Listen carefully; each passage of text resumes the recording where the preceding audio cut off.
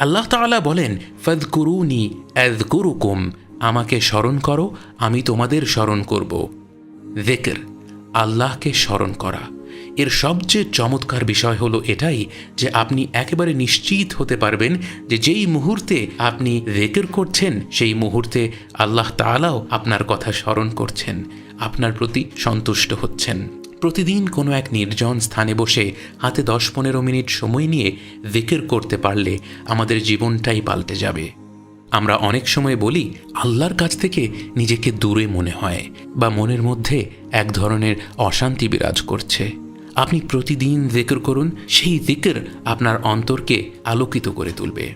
মুসলিম শরীফে হাদিস কুদসিতে বর্ণিত আছে, আল্লাহ তাআলা বলেন, যখন আমার বান্দা আমার যিকর করে তখন আমি তার সঙ্গে থাকি।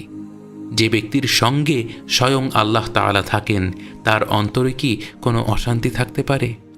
তবে হ্যাঁ, এর জন্য ধৈর্যের প্রয়োজন।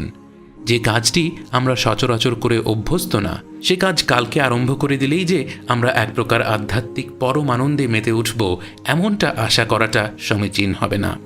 বরং যিকরের অভ্যাসটি ধীরে ধীরে গড়ে তুলতে হবে। প্রতিদিন 5 মিনিট করে হলেও যিকর করা আরম্ভ করুন এবং দেখুন মাস খানেকের মাথায় আপনি নিজের মধ্যে কোনো পরিবর্তন অনুভব করছেন কিনা। কিন্তু যিকর কিভাবে করব, কি বলতে হবে, কয়বার বলতে হবে? ইসলামে যিকরের বিষয়টি হলো একেবারে প্রশস্ত। আপনি যে কোনো জায়গায় বসে যিকর করতে পারেন। বসার এনার্জি না থাকলে শুয়ে শুয়েও যিকর করতে আপত্তি নেই। যিকর করার কোনো ওয়াক্ত নেই, ওযু করাও বাধ্যতামূলক নয়।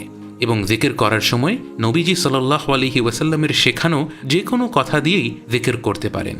যেমন রাসূল সাল্লাল্লাহু আলাইহি ওয়াসাল্লাম বলেছেন, সুবহানাল্লাহি ওয়ালহামদুলিল্লাহি ওয়ালা ইলাহা ইল্লাল্লাহু ওয়াল্লাহু আকবার পাঠ করা তার কাছে যা কিছুর ওপর সূর্যোদয় হয় সে সব কিছুর চেয়ে বেশি প্রিয়। এখন আপনি যিকর করার সময় এই কথাটি মন দিয়ে পড়তে পারেন এবং এর অর্থ নিয়ে ভাবতে পারেন। আবার চাইলে শুধু সুবহানাল্লাহ বা আলহামদুলিল্লাহ বা লা ইলাহা ইল্লাল্লাহ বা আল্লাহু আকবার যে কোনো একটিও বারবার পড়তে পারেন। এবং কোনো একটি যিকর কয়বার করলেন তা নিয়ে চিন্তিত না হয়ে বরং যিকর করার সময় সেই কথাগুলোর অর্থের দিকে মন দেওয়ার চেষ্টা করুন।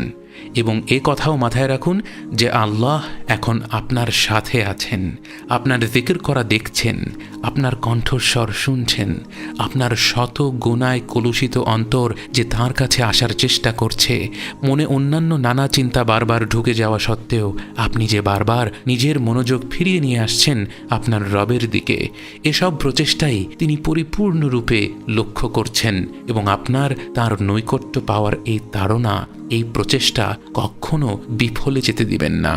তাই আজ থেকেই প্রতিদিন 5 মিনিট সময় নিয়ে যিকর করার অভ্যাস শুরু করে দিন। সুবহানাল্লাহ, আলহামদুলিল্লাহ, লা ইলাহা ইল্লাল্লাহ, আল্লাহু আকবার। সুবহানাল্লাহ, আলহামদুলিল্লাহ, লা ইলাহা ইল্লাল্লাহ, আল্লাহু আকবার। সুবহানাল্লাহ, আলহামদুলিল্লাহ, লা ইলাহা ইল্লাল্লাহ।